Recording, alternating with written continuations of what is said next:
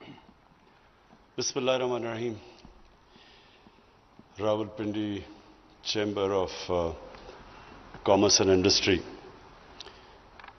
جناب ناصر مرزا صاحب، میں سب سے پہلے تو آپ کو خراج تحسین پیش کرتا ہوں کہ یہ جو آپ نے ایکسپو کی اور مینلی کنسٹرکشن انڈسٹری کی، تو اس کی بھی آپ کو خراج تحسین پیش کرتا ہوں. اور پھر جو میں نے جو سٹالز پہ گیا اور جو ادھر سے مجھے ان پٹ ملی، اور ایک آپ کی بھی ان پٹ ہے کہ یہ کنونشن سینٹر کو اسلام آباد میں ایک ایکسپو سینٹر بنا دیا جائے. اس کا بھی میں انشاءاللہ یہ بڑی اچھی سجیشن ہے اور اس کی میں ابھی کنسلٹ کروں گا اپنے کیبنٹ ممبرز کو، اور میں پھر انشاءاللہ اس کے اوپر فیصلہ کروں گا. دیکھیں جی، سب سے پہلے میری ویژن کیا پاکستان کی، تاکہ جب میں آپ کو ویژن بتا دوں تو اس کے اندر پھر میں آپ کو بتاؤں گا کیا کیا چیزیں اس ویژن کے اندر فٹ کرتی ہیں اس ویژن کو پہنچنے کے لیے. تو سب سے پہلے ویژن پاکستان کی یہ ہے کہ ہم لوگوں کو غربت سے نکالیں. ہماری تقریباً 40% آبادی ہے جس میں 25% غربت کی لکیر سے نیچے ہے، اور تقریباً 20 یا 25% جو کہ بالکل اس کے قریب ہے. تو میرا جو سب سے پہلا ایم ہے کہ ہم کیسے ان کو اوپر اٹھائیں. دوسری ویژن ہے پاکستان کی کہ ہم اپنے ملک کی دولت کیسے بڑھائیں، ویلتھ کریٹ کیسے کریں. ملک میں ہم کیسے یہ ملک جو کہ ایک وقت پہ 60s میں جب ہم بڑے ہو رہے تھے تو یہ بڑی تیزی سے ملک آگے جا رہا تھا. یہ سارے جو آج ایشین ٹائیگرز ہیں یہ پاکستان کی طرف دیکھا کرتے تھے. ملیشیا نے آ کے پاکستان سے سمجھا کہ کیسے آگے بڑھنا ہے. ساؤتھ کوریا نے پاکستان کا فرسٹ 5 ایئر پلان آ کے اسٹڈی کیا. تو ہم وہ ایک ماڈل تھے ڈیولپمنٹ کے، اور پھر ہم نے اپنی آنکھوں کے سامنے اس ملک کو نیچے جاتے دیکھا. تو جو سیکنڈ چیز یہ ہے کہ پاکستان کو کیسے اس مقام پہ لے کے جائیں جو اس کا پوٹینشل ہے. بہت پوٹینشل ہے اس ملک میں، کیونکہ اگر پوٹینشل نہ ہوتا تو ایک وقت پہ تیزی سے اوپر نہ جا رہا ہوتا.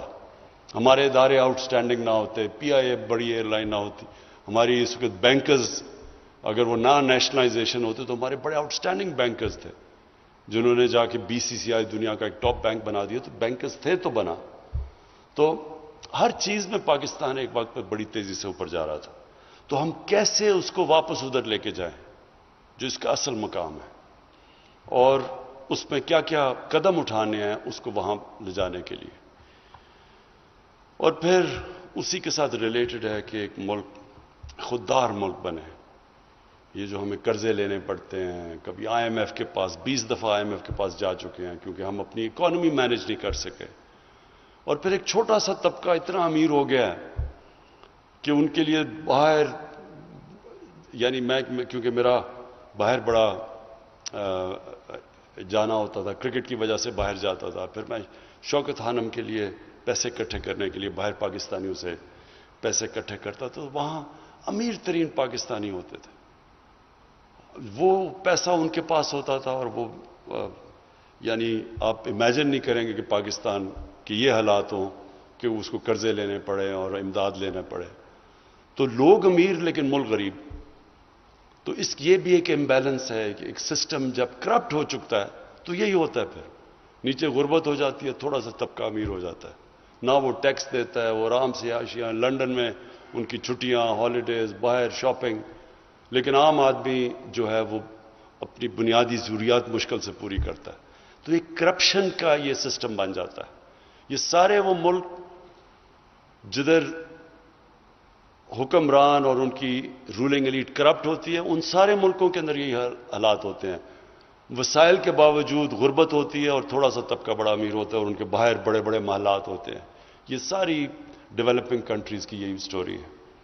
تو یہ اس کو کیسے چینج کرنا ہے، تو یہ ایک میرا بڑی ویژن ہے. یہ تو جو آخری چیز ہے تو رول آف لا، قانون کی بالادستی بجائے طاقت کی بالادستی، وہ قائم کر کے انصاف قائم کر کے تو یہ چینج آئے گا.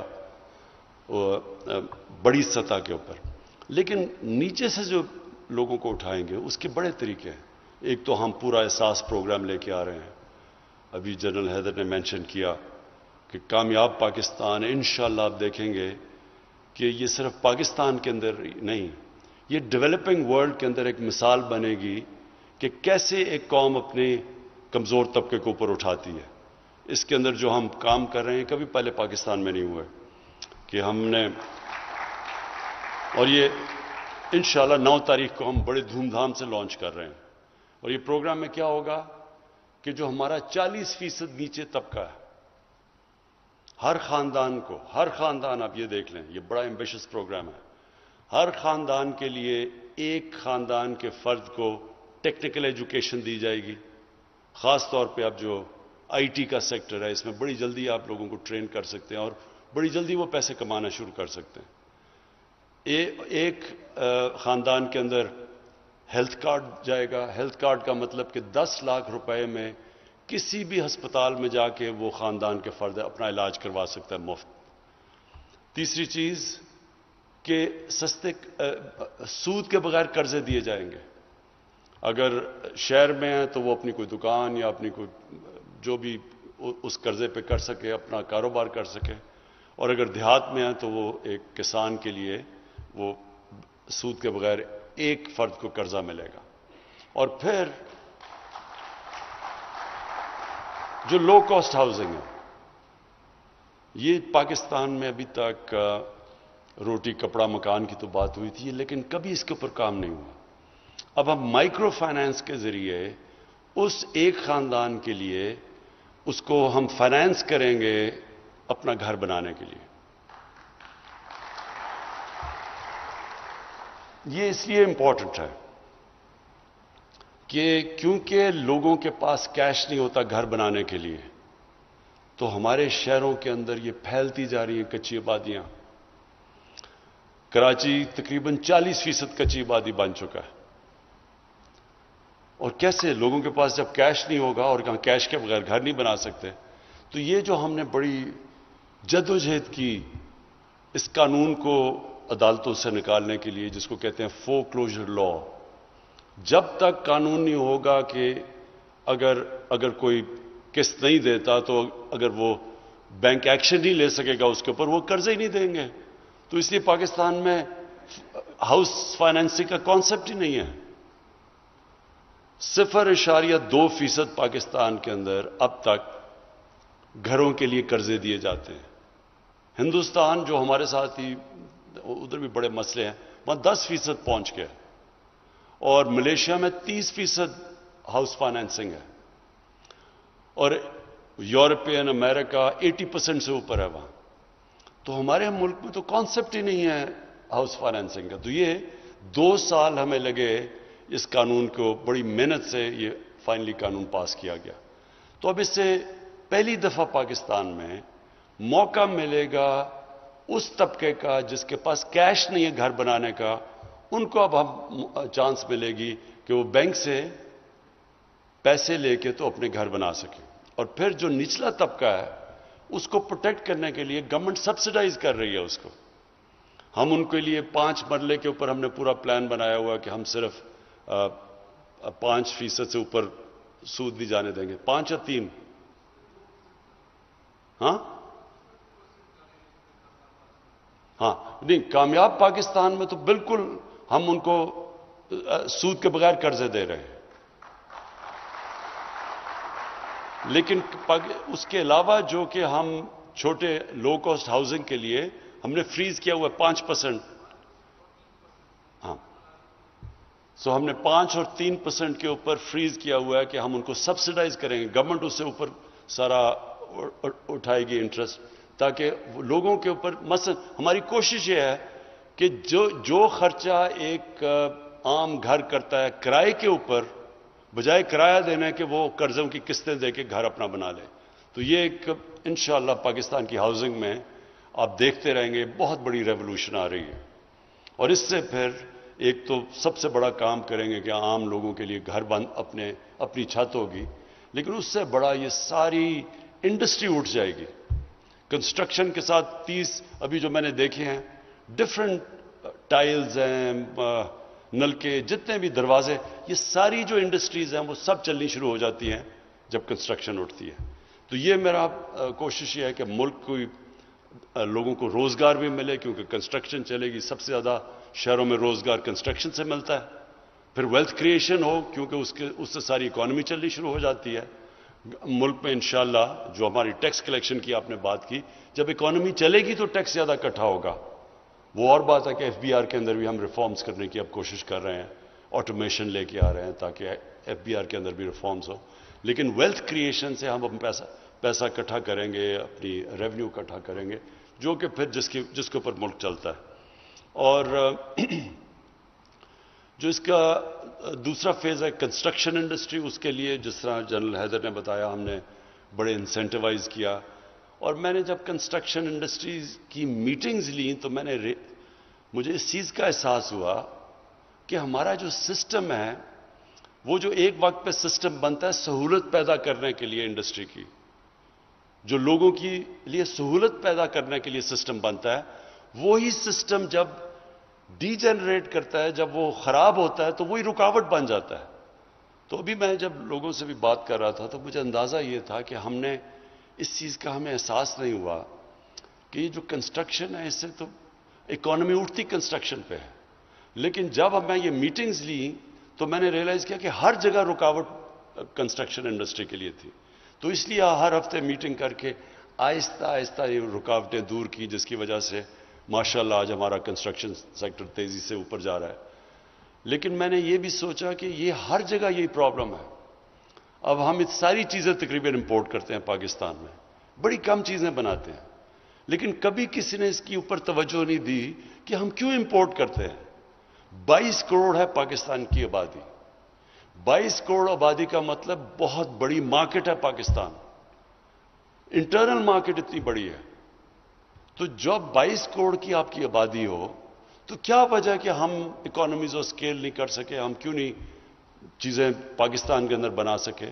ساری ملٹی نیشنلز کو اصولاً پاکستان آنا چاہیے کیونکہ اتنی بڑی مارکیٹ ہے، ان کو یہاں اپنی انڈسٹری ریلوکیٹ کرنی چاہیے. لیکن ہر جگہ ایک سسٹم رکاوٹیں ڈالا ہوا بیٹھا ہے، جو کہ ایک بجائے انسینٹیوائز کرنے کے انڈسٹری کو یا امپورٹ سبسٹیوشن میں، وہ بلکہ ایک رکاوٹ بنا ہوا ہے. تو ہم نے اب یہ اگلا جو میرا پورے اب کانسنٹریشن ہوگی پاکستان میں، ایکسپورٹس کیسے بڑھانی ہے اور امپورٹ سبسٹیوشن کیسے کرنی ہے. کیونکہ جب تک ہم اپنے اس ملک میں زیادہ ڈالرز پاکستان میں نہیں آئیں گے بنسبت جو پاکستان سے باہر زیادہ ڈالرز جاتے ہیں، جس کو کہتے ہیں کرنٹ اکاؤنٹ، اگر یہ ڈیفیسٹ میں رہے گا ملک آگے نہیں بڑھ سکتا.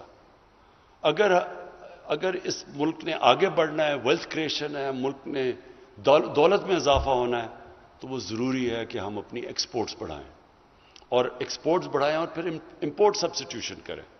کیونکہ ابھی میں یہ دیکھ بھی رہا تھا کہ کئی چیزیں، اب چھوٹی سی چیز ہے، ٹائلز کے اوپر گلیز کو امپورٹ کرنا پڑتا ہے. کیا وجہ ہے؟ کوئی راکٹ سائنس تو نہیں گلیز بنانا پاکستان میں. ایک ملک اگر نیوکلیر ویپنز بنا سکتا ہے اس کے لیے، اور راکٹ سائنس جس ملک میں ہے اس میں کیا مشکل ہے کہ چھوٹی چھوٹی چیزیں گلیز اور یہ چیز، صرف اس لیے کہ سسٹم میں رکاوٹیں ہیں. اور اگر ہم انسینٹیوائز کر دیں تو سب کچھ بن سکتا ہے. تو اب میری اگلی، آج ہی میں ایکسپورٹرز کی میٹنگ کر کے آیا ہوں اور میرا پورا پلان ہے کہ اب ایکسپورٹس کو ہم ہر طرح ان کو انسینٹیوائز کریں گے، سارے ایکسپورٹ سیکٹر کو، اور جدھر ہو سکے لوگوں کو انکریج کریں گے ایکسپورٹس کرنے کا. کیونکہ ویلتھ کریشن ایکسپورٹس کے ساتھ ہوتی ہے. اور اگر چائنا کی اگر آپ دیکھ لیں کہ انہوں نے جو ایک فینومینل پاور بنا ہے، تو انہوں نے بڑا سوچ سمجھ کے اپنے ملک میں ایکسپورٹس کو انسینٹیوائز کیا تھا. کیسے ایکسپورٹس پروسیسنگ زونز پہلے بنائی، کیسے باہر سے کمپنیز آئیں، پھر انہوں نے ٹیکنالوجی ٹرانسفر ہوئی، اور یہ ہمارے سامنے 35-40 سال کے اندر دیکھتے دیکھتے چائنا کہاں پہنچ گیا. اور کوئی وجہ نہیں کہ ہم پاکستان اوپر نہیں جا سکتا. صرف ایک ہی وجہ ہے کہ ہم نے کبھی سوچا ہی نہیں اس چیز کے اوپر، ہم نے کبھی اس کے اوپر کانسنٹریٹ ہی نہیں کیا کہ اگر ہم نے آنے والی جنریشنز کو ان کے لیے ویلتھ کریشن، اس ملک کی دولت بڑھانی ہے، تو وہ تو ہو ہی نہیں سکتی جب تک ایکسپورٹس نہیں بڑھیں گے. اور اگر ایکسپورٹس نہیں بڑھیں گی تھوڑی دیر کے بعد پھر کرنٹ اکاؤنٹ کا کرائسس آئے گا، ڈیفیسٹ ہوگا، آئی ایم ایف کے پاس جانا پڑے گا، وہ ریسٹرکشن لگا دیں گے، وہ اکانومی کو چوک کر دیں گے، اور پھر ہم اسی سائیکل کے اندر پھنسے رہیں گے ایک لو گروتھ ملک کا. تو انشاءاللہ یہ میرا دوسرا ٹارگٹ ہے. اور تیسرا یہ ہے کہ ہم نے اپنے ملک کو بچانا ہے پولوشن سے، گلوبل وارمنگ سے. یہ بہت بڑا کرائسس آ گیا. آپ کبھی ٹی وی اب دیکھیں اپنا تو کہیں گرمی اتنی پڑی ہے کہ آگیں لگی ہوئی ہیں، اور کہیں اتنے سیلاب آئے ہوئے ہیں کہ ملک ڈوبے ہوئے ہیں. تو یہ سارا ویدر پیٹرن جو چینج ہو رہا ہے، یہ فنومنا پہلے لوگ سمجھتے تھے نا کہ یہ کوئی دیوانوں بات کر رہے ہیں، یہ ایکچولی ریالٹی ہے. اگر ہم نے اپنے ملک کو یہ ویدر پیٹرنز کی جو چینجز آ رہے ہیں اس سے بچانا ہے تو ہمیں اپنے ملک کو جو یہ جو ہماری 10 بلین ٹری سونامی اس کا ہے مطلب کیا کہ اپنے ملک میں درخت لگائیں، سبزہ کریں. کیونکہ ہمیں سب کو پتہ ہے کہ جتنا زیادہ آپ کا فارسٹ کور ہوتا جاتا ہے اتنی موئسچر زیادہ ہوتی ہے، بارشیں اٹریکٹ کرتی ہے، پولوشن ابزارب کرتی ہے، اور سب سے زیادہ ٹیمپریچر نیچے رکھتی ہے. اب آپ پنڈی چیمبر آف کامرس ہیں، میں جب بھی پنڈی کے اوپر سے گزرتا ہوں سارا پنڈی ایک کانکریٹ سلیب بن گیا. اوپر سے لگتا ہے کہ ساری کانکریٹ ہے. ہم پنڈی جب آتے تھے بچپن میں تو یہ بڑا ایک ہرا شہر اور ایک بڑا پولوشن فری شہر ہوتا تھا. میں پڑھا تھا کہ 1914 میں پنڈی میں 4 فٹ برف پڑی تھی. 1914 میں ایک گیزیٹئر پڑھ رہا تھا. تو اس کا تو موسم بالکل ہی مختلف تھا. تو جب آپ ایک شہر پورا کانکریٹ بن جائے گا تو موسم نے تو گرم ہونا ہی ہے، اور اس کے پھر بڑے اثرات ہوتے ہیں. پھر فلڈنگ بھی ہو جاتی ہے. یہ جب زیادہ ہیٹ ہوتی ہے تو اسے فلڈنگ بھی ہو جاتی ہے. تو اس کے لیے آپ جو یہ کر رہے ہیں انشاءاللہ یہ سارا ہم مانسون پلانٹیشن کر رہے ہیں. بہت زیادہ ہم نے شہروں کے اندر اب درخت اگانے ہیں. ایک تو وہ چیز، دوسرا یہ پولوشن ابزارب کرتا ہے. لاہور میں اپنی زندگی میں آپ کو بتا رہا ہوں کہ لاہور جیسا صاف شہر اور سٹی آف گارڈن کہا جاتا تھا، پشاور کو سٹی آف گارڈنز کہا جاتا تھا. اب لاہور کی جو پولوشنز لیول ہیں وہ ڈینجر لیول سے بھی اوپر چلی گئی ہیں، کیونکہ درخت کا سارا کور ختم کر دیا. کسی نے نہیں سوچا گرین ایریاز کا، سارے گرین ایریاز آخر میں ختم ہو گئے. اور جو شہر ہیں، شہر پھیلتے جا رہے ہیں. آپ کو حیرت ہوگی یہ اسلام آباد کی کہ ہماری جو انوائرمنٹل منسٹری ہے اس نے بتایا کہ 1960 سے جب اسلام آباد شروع ہوا 2010 تک جتنا اسلام آباد تھا 2010 اور 2020 میں اتنا ہی بڑا اسلام آباد بن گیا. تو جس تیزی سے یہ پھیل رہے ہیں، بڑھ رہے ہیں، میں نے ساری جگہ کہا ہوا ہے کہ ہر شہر کا ماسٹر پلان بنے گا. ماسٹر پلان بنے گا، اس کے بعد گرین ایریاز کے اوپر کوئی کنسٹرکشن نہیں ہو سکے گی. اور شہروں کے اندر بھی جو گرین ایریاز ہیں ان کو بچانا ہے. اور یہ جو اپنا ہمارا فوڈ سیکیورٹی کا پرابلم اب آ رہا ہے. آپ کو پتا ہے کہ ہم نے پاکستان کی تاریخ میں سب سے زیادہ گندم اگائی ہے اس باری. اس کے باوجود 40 لاکھ ٹن گندم امپورٹ کرنی پڑی ہے ہمیں، کیونکہ آبادی تیزی سے بڑھتی جا رہی ہے. اور اگر ہم نے اپنے گرین ایریاز نہ بچائے اور یہ کم ہوتے گئے تو آخر میں بہت بڑا پرابلم ہوگا فوڈ سیکیورٹی کا. تو اس لیے شہروں کے ماسٹر پلانز اب شہروں کو اوپر لے کے جا رہے ہیں. ہم نے 2 شہر پلان کیے ہیں.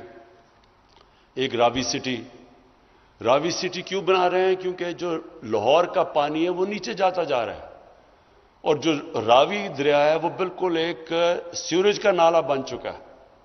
تو راوی کو بھی بچانے کے لیے بیراجز بنا رہے ہیں، اس کے اوپر ایک پورا شہر اور اس کے ایک پوری لیک بنا رہے ہیں. اور لیک اس لیے بنا رہے ہیں کہ لاہور کا گراؤنڈ پانی اوپر آنا شروع ہو. تو اوپر لیک بنا رہے ہیں، اس کے ارد گرد پورا ایک نیا شہر جو اوپر جائے گا، بجائے پھیلتا جائے لاہور اوپر جائے گا. اور پھر پورا ایک فارسٹ، پورا جنگل، کوئی 70,000 درخت اگا رہے ہیں اس کے ساتھ ساتھ، تاکہ وہ ایک پہلی دفعہ ایک پلانڈ گرین سٹی بنے. اور مقصد یہ لاہور کو بچانا ہے، کیونکہ لاہور تو اس وقت ویسے ہی چاروں طرف قصور شیخو پورے تک پہنچ گیا. نہ اتنے بڑے شہروں کو آپ ان کے لیے پولوشن روک سکتے ہیں، نہ آپ ان کو پانی صحیح طرح دے سکتے ہیں، کیونکہ لاہور میں بھی ٹینکر مافیا تھوڑی دیر کے بعد آ جائے گا اگر اسی طرح جاتا رہا. اور نہ ہی وہاں گندگی آپ اٹھا سکتے ہیں، نہ پروسیس کر سکتے ہیں، نہ جو سیوریج ہے اس کو ٹریٹ کر سکتے ہیں. تو یہ سارا یہ پلان شہر تباہ ہو رہے ہیں ہمارے. تو اس کے لیے ماسٹر پلان بنا رہے ہیں سارے شہروں میں، اور اس کے بعد سارے گرین ایریاز بچا رہے ہیں، شہروں کو اوپر لے کے جا رہے ہیں.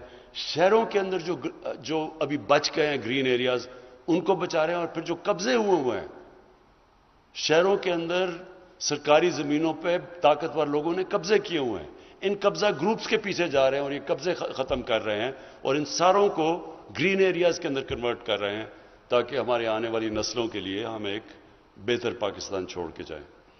تو میں آخر میں پنڈی چیمبر آف کامرس کو پھر سے خراج تحسین پیش کرتا ہوں اس ایکسپوز کا. اچھا آپ نے مجھے آئیڈیا دی ہے یہ کنونشن سینٹر کا. انشاءاللہ آپ کو خوشخبری سناؤں گا تھوڑی دیر کے بعد. شکریہ.